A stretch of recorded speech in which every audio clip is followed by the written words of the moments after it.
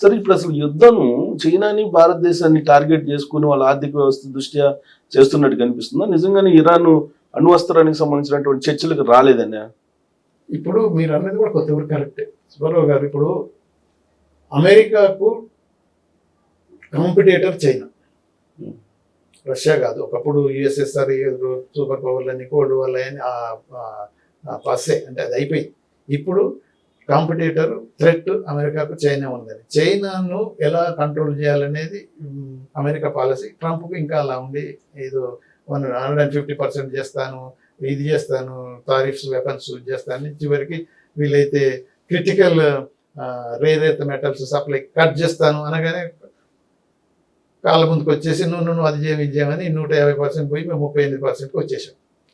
అంటే అలా కంట్రోల్ చేసే శక్తి చైనాకు ఉన్నది కాబట్టి చైనా ఏం చేయాలిగా 38 అన్నారు. మనకు 25% ఎక్స్ట్రా రష్యన్ ఆయిల్ తీసుకుంటాం. చైనా బోర్డు అంతా తీసుకుంటుంది. అలానే కాకుండా టర్కీ తీసుకుంటుంది. ఆ తర్వాత ఈవెన్ అమెరికా వాళ్ళే రష్యా నుంచి ఆ రేర్ ఎర్త్ మెటల్స్ తీసుకుంటున్నారు. అంటే అదన్నీ అంటే double standard. What ever it is, మీరు అనేది కూడా కరెక్టే. చైనాకు ఇండియాకు కొంతవరకు ప్రాబ్లం కలిగించే ఆలోచన ఉన్నది కాబట్టి ఇరాన్ ఆఫ్ కోర్స్ మొదటి నుంచి, ఎందుకంటే 79 రివల్యూషన్ వచ్చిన తర్వాత వాళ్ళు యాంటీ అమెరికన్ అయిపోయారు. మనం గుర్తుపెట్టుకోవాల్సి వస్తుంది ఏంటంటే అప్పుడు 79 ఇస్లామిక్ రెవల్యూషన్ టైంలో ఎంబసీని సీజ్ చేసినప్పుడు 444 రోజులు ఇరానియన్ అంటే కస్టడీలో బంధించబడ్డారు వాళ్ళ డిప్లొమాటిక్ మిషన్స్ అంతా ఎంప్లాయీస్. వాళ్ళు రిలీజ్ చేయడానికి ఎన్నో ప్రయత్నాలు చేశారు. వాళ్ళ ప్లేన్ కూడిపోయింది డెజర్ట్లో. అప్పుడు అవన్నీ జరుగుతున్నాయి. అంటే ఆయన అనేది ఏంటంటే 79 నుంచి డెత్ టు అమెరికా అని యాంటీ అమెరికన్ పాలసీ ఉన్నది కాబట్టి వీళ్ళంతా నెంబర్ 1 టెర్రరిస్ట్ దేశం కాబట్టి I want to destroy this. Iran వల్లనే అమెరికాకు థ్రెట్ ఉన్నది. అమెరికాను వీళ్ళు బ్యాలిస్టిక్ మిసైల్స్ డెవలప్ చేసి అమెరికాని కొడతారు. అందుకని మేము ప్రీఎంప్టివ్ స్ట్రైక్ చేస్తున్నాం. అది చూశారు కదా. ఇప్పటికైనా కానీ ఇది ఆపరేషన్ ఎపిక్ ఏదైతే పెట్టాడో, ఎపిక్ ఫ్యూరీ అని పెట్టుకున్నాడు, ఇది వార్ కాదు, ఇది ఓన్లీ ఆపరేషన్, ఇది ఓన్లీ స్ట్రైక్ అనేది ఒక సీన్ క్రియేట్ చేస్తున్నాడు. కానీ అక్కడ ఏంటంటే వాళ్ళ ఆయనే మాట్లాడుతున్నప్పుడు మీ ఆయన స్పీచ్లో వస్తుంది కదా, అమెరికన్ క్యాజువాలిటీస్ కూడా ఇంక్రీజ్ కావచ్చు. మీకు అందరికీ తెలుసు వార్ అన్నప్పుడు క్యాజువాలిటీస్ అవుతాయి, లాస్ అవుతాయి. సో అందుకని America should get prepared to face all such issues అనేది ఆయన చెప్తున్నారు. ఒక విధంగా ఇట్లా అంటున్నారు, ఒక విధంగా. So what ever it is, ఇప్పుడు అమెరికా ఇరాన్ మీద దాడి చేయటం అనేది ఒక ఏం పెట్టుకొని ఇది ఒక టార్గెట్, ఇది అచీవ్ అయింది, ఇది క్లోజ్ చేద్దాం అన్నట్టు లేకుండా టైం టు టైము ఈ పోల్స్ చేంజ్ చేస్తూ వచ్చిండు.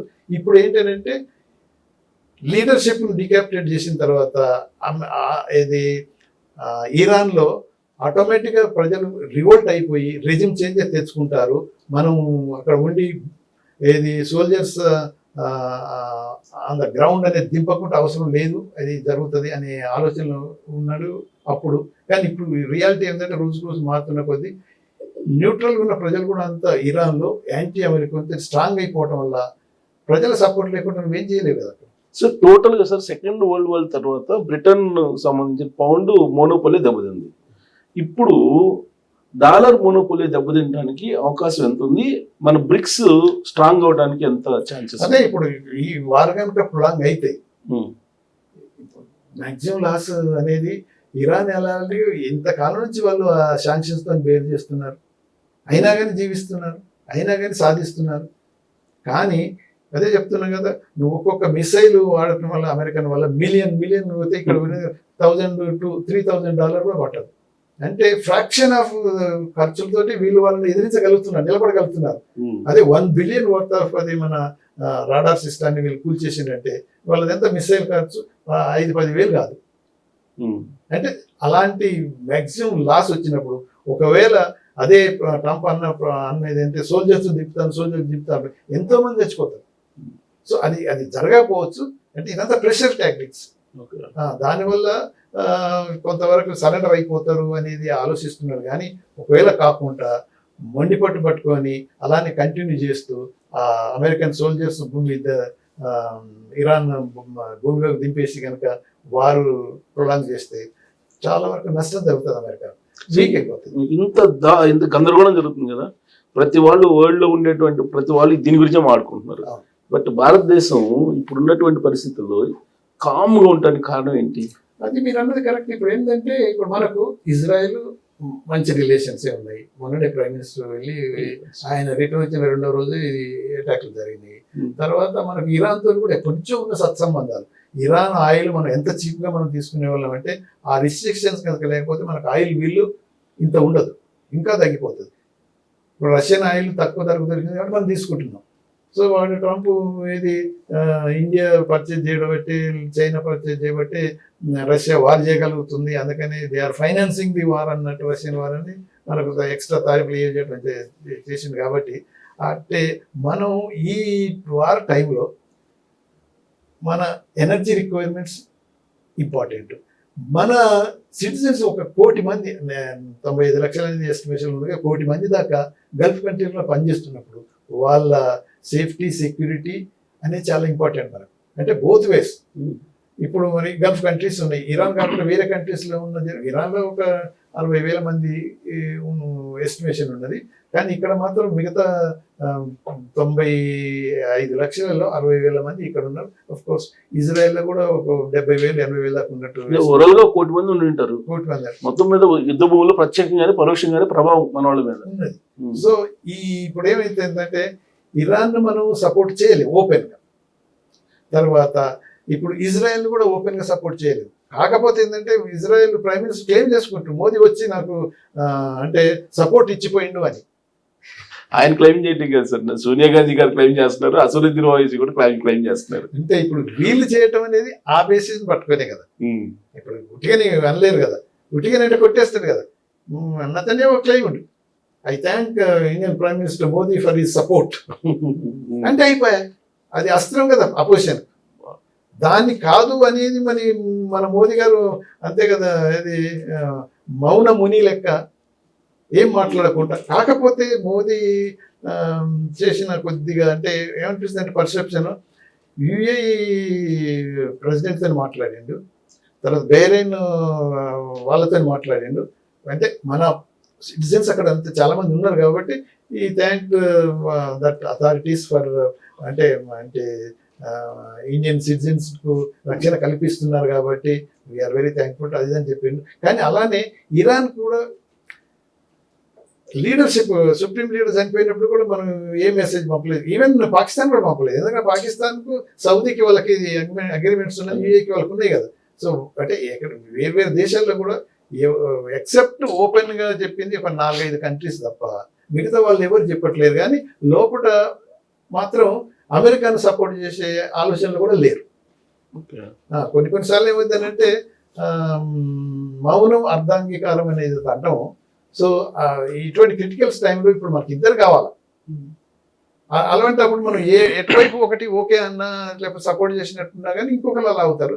అయినా కానీ కొంత పీరియడ్ తర్వాత క్లియర్ అయిపోతుంది. కానీ యాక్చువల్ సిచ్యువేషన్ మీరు చెప్తున్నారు, భారత మాజీ రాయబారిగా మీకు అన్ని విషయాలు తెలుసు కాబట్టి. కానీ నరేంద్ర మోడీ గారు ఇజ్రాయెల్ వెళ్ళటం అనేది అది కావాలని వెళ్ళారు యుద్ధానికి ముందు అని చెప్పి కొంతమంది అంటుంటారు, దానికి ఏమంటారు? అంటే ఇప్పుడు కావాలని యుద్ధానికి ముందని కాదు, ఈ విజిట్ అనేది చేయాలని ఉన్నది. కాకపోతే మీరు దానికి కూడా కొంతవరకు ఏదో ఉంటే, ఇప్పుడు అస్సలు నిప్పలేకపోతే పొగరాదని ఏదో అంటారు కదా జనాలు. అయితే ఆ విజిట్ కొంతకాలం తర్వాత జరిగాల్సింది కొద్దిగా అడ్వాన్స్ చేయాల్సి వచ్చింది. ఓకే, అది ఇవన్నీ బయటికి రావు. సో ఎలాగో విజిట్ అవుతుంది కదా, వై డోంట్ యు కమ్ అన్నట్టు ఆయన నెతన్యాహు కొద్దిగా ఇనిషియేట్ తీసుకున్నట్టు మనకు వచ్చిన వార్తల ప్రకారం. కానీ ఈ విజిట్ ఎప్పుడో ప్లాన్, ఈ యుద్ధానికి సంబంధించి కాబట్టి ఎప్పటి నుంచి ఇజ్రాయెల్కు మన ప్రైమ్ మినిస్టర్ విజిట్ చేస్తారని కూడా. ఈ మామూలుగా ప్రైమ్ మినిస్టర్ విజిట్స్ మేము 6 months నుంచే ప్రిపేర్ అవుతాం. సో అన్ని స్టార్ట్ అయ్యేటప్పుడు, కానీ ఇది అవుతూనే ఉంది.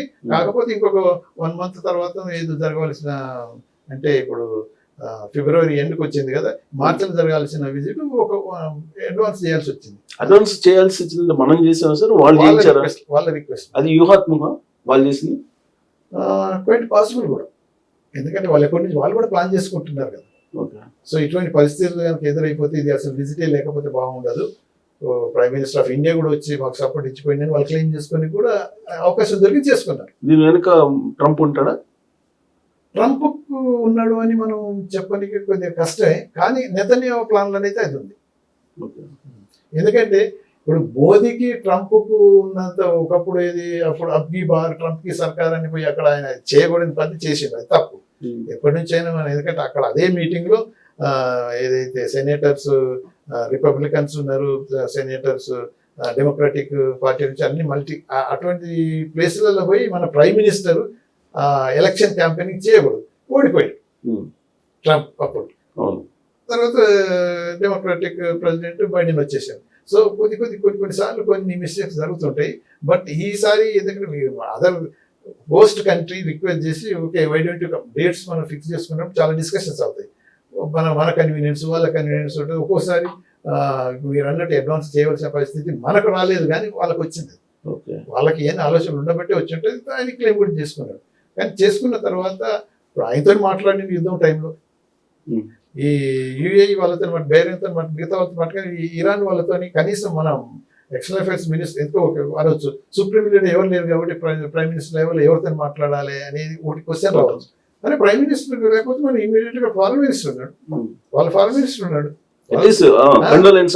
వాళ్ళతో మాట్లాడి చెప్పాలి. ఇది ఇటువంటి ఇది మన ఎప్పుడు ప్రైమ్ మినిస్టర్ అంటారు కదా, this era is not for war, era is for diplomacy and dialogue అని ఏదో అంటారు. అదే ఒకటి మిగతా అనొచ్చు కదా, అది చేయలేదు. అది చేయటం అంటే మిగతా వాళ్ళు చేయలేదు.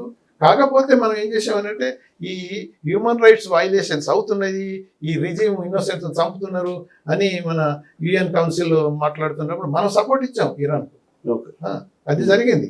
మిగతా వెస్టర్న్ కంట్రీస్ కండెమ్ చేస్తే ఏదో రిజల్యూషన్ చేయాలన్నా అది పాస్ అయింది అనుకోండి వాళ్ళ తరపునే, కానీ అపోజ్ చేసిన కంట్రీస్లో ఇండియా ఉంది, మనం చేస్తున్నాం. కానీ ఈ టైంలో కూడా కనీసం మన ప్రైమ్ మినిస్టర్ లెవెల్ కాకపోయినా ఫారెన్ మినిస్టర్ లెవెల్లో ఒక సంకేతాలు పంపించడం, మేము okay we sympathise for the human loss for whatever leaderships death అయ్యని, ఇది జరిగేది లేకుంటే ఉంటే బాగుంటుంది, రిస్ట్రెయిన్ పాటించండి, వీఆర్ ఫర్ పీస్ డైలాగ్ అని ఏదో ఒక విధంగా ఉంటే అది వచ్చేస్తే ఏమైందంటే ఓకే అట్లీస్ట్ ఒక సైడే కాదు మనం ఈ సైడ్ కూడా చేసినట్టు అది కనిపించాలి.